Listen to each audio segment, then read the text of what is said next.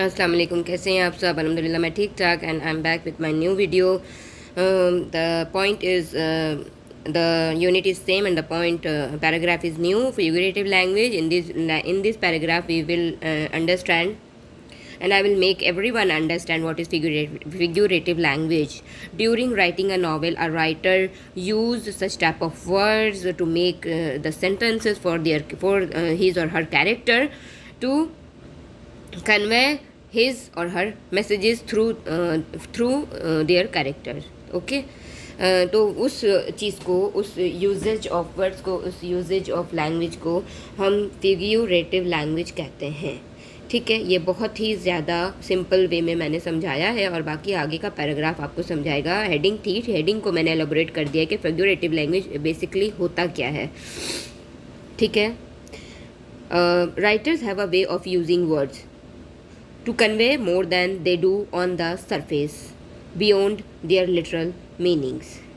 Writers क्या करते हैं, उनके पास रास्ता होता है वर्ड्स को यूज़ करने का, तो अपना मैसेज उसके थ्रू वो कन्वे कर सकें. उसका जैसा कि मैंने आपको हेडिंग में भी बताया अभी कि वो कैरेक्टर के थ्रू अपना मैसेज बता रहे होते हैं दुनिया को, पढ़ने वाले को. डेफिनेटली एक बुक को एक इंसान नहीं पढ़ता है बल्कि बहुत सारे लोग पढ़ रहे होते हैं, तो उनके थ्रू एक राइटर जो है वो पूरी sometimes we are developing our society on the basis of written a good book. ठीक है, तो वो सुपरफिशियली नहीं जाकर बियॉन्ड उसके लिटरल मीनिंग के अलावा भी उसको कुछ ना कुछ समझा रहा होता है और उसके पास वे होता है. ठीक है, राइटर के पास. Such a use of words is generally called figurative language. ये पहले भी मैंने आपको बताया कि इस तरीके के वर्ड्स को आमतौर पे कहलाता है क्या है, फिगरेटिव लैंग्वेज. इस पैराग्राफ में बीच में मैं रोक करके एक बात कहूँगी कि जैसे हम लोगों ने पढ़ा है सलमान रुश्दी की नावल को मिडनाइट चिल्ड्रन, और मुल्क राज आनंद की लिखी हुई कहानियों को भी हमने पढ़ा है.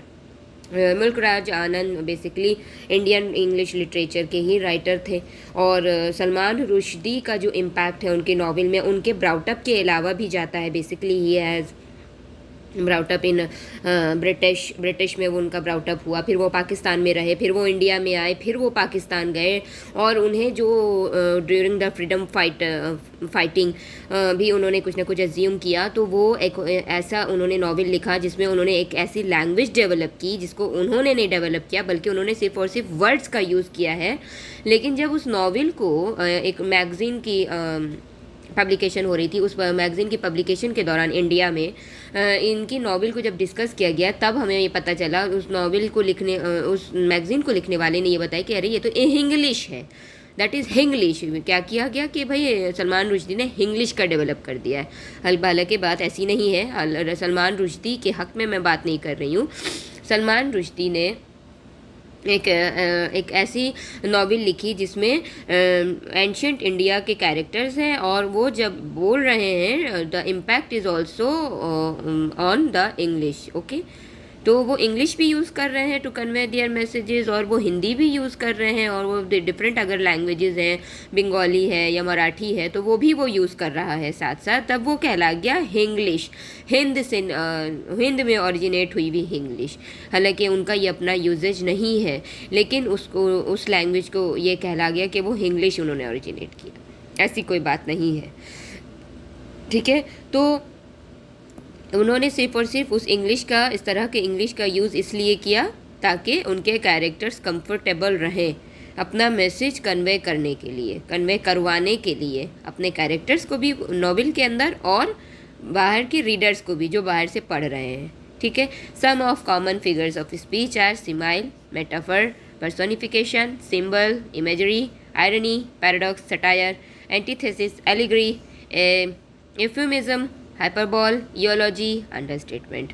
All these are in our book, as you can see in the glossary.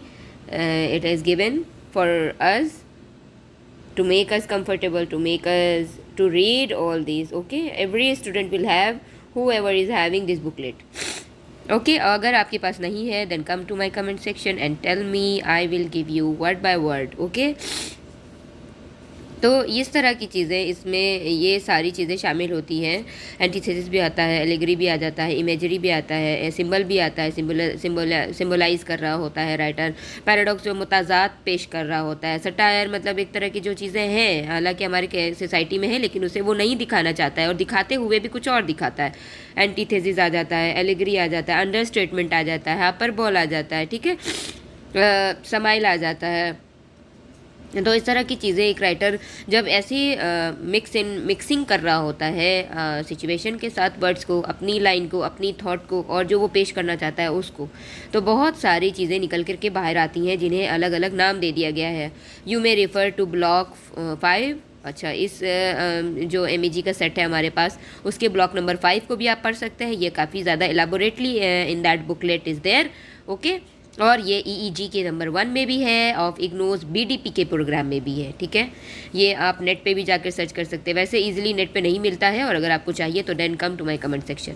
We have explain these terms in the glossary of this unit as well.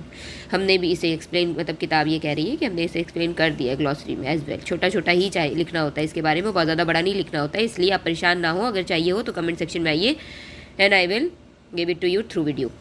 For a stylistic appreciation of a short story.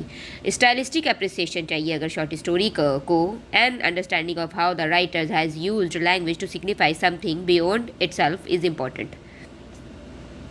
और उसकी समझ चाहिए कि किस तरीके से writer ने उसकी लैंग्वेज को इस्तेमाल किया है, सिग्निफाई किया है समथिंग, किसी ऐसी चीज़ को उसके इम्पोर्टेंस के बियॉन्ड जा कर के, उसके मेयार के एकदम ऊपर जा कर के उसको कुछ समझाने की कोशिश की है, बताने की कोशिश की है, तो वो इस तरह की लैंग्वेज यूज़ करेगा ही करेगा और करना पड़ता है। Every word will count toward the sum total of the story significance. हर एक वर्ड जो है वो गिना जाता है भाई, उसे काउंट किया जाता है, सम टोटल किया जाता है स्टोरी की सिग्निफिकेंस की तरफ। स्टोरी को सिग्निफिकेंट बनाने के लिए भी इस तरीके के वर्ड्स को यूज़ किया जाता है।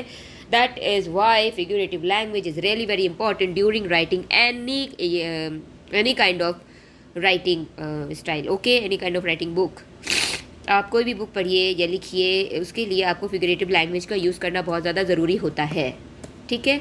ये पैराग्राफ मैं यही ख़त्म करती हूँ। अगर आपको कहीं पे भी कुछ समझ में नहीं आया है तो please come to my comment section, tell me and then I will explain it again and again and again to you. That is my duty. और मैं बहुत ज़्यादा उर्दू में समझाने की कोशिश करती हूँ तो उन रीडर्स को समझ में आ जाएगा जो एग्ज़ाम प्रिपरेशन में लगे हुए हैं, ओके। आज के लिए इतना ही। नेक्स्ट वीडियो में पॉइंट ऑफ व्यू डिस्कस करेंगे and then this unit will be ended up and we will start our new unit number 2 which is about R.K. Narayan, okay. so R.K. Narayan क्या है, Indian resurgence है और उन्होंने क्या क्या लिखा है, ये है R.K. नारायण, ठीक है। उनकी मेमोरीज़ क्या क्या है और उन्होंने क्या क्या लिखा है। एस्ट्रोलॉजर्स डे लिखा है R.K. नारायण ने, ठीक है।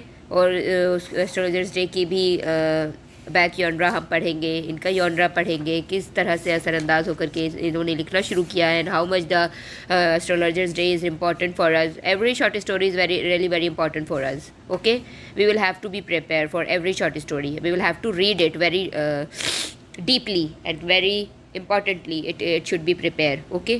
सो हमें नहीं पता कि इग्नो के आंसर्स में क्या आ जाएगा। हम ये नहीं प्रिपेयर कर सकते कि 5 साल का क्वेश्चन पेपर कंप्लीट कर लिया and then we are assure that 5 साल के 5 साल के क्वेश्चन पेपर से ही हमें क्वेश्चन आएगा। नहीं, इग्नो में ऐसा नहीं होता है। आपको पूरी बुकलेट, पूरी बुक प्रिपेयर करनी पड़ती है, पढ़ना पड़ता है, ताकि आपको ये अश्योर रहिए आप कि क्या आ जाएगा। दैट्स वाई मैं आपको line by line, word by word समझा रही हूँ और मुझे लगता है कि आप लोगों को समझ में आता होगा। और मुझे बताइए ताकि मैं और अच्छी तरीके से वीडियो बना सकूँ। जज़ाकल्लाह।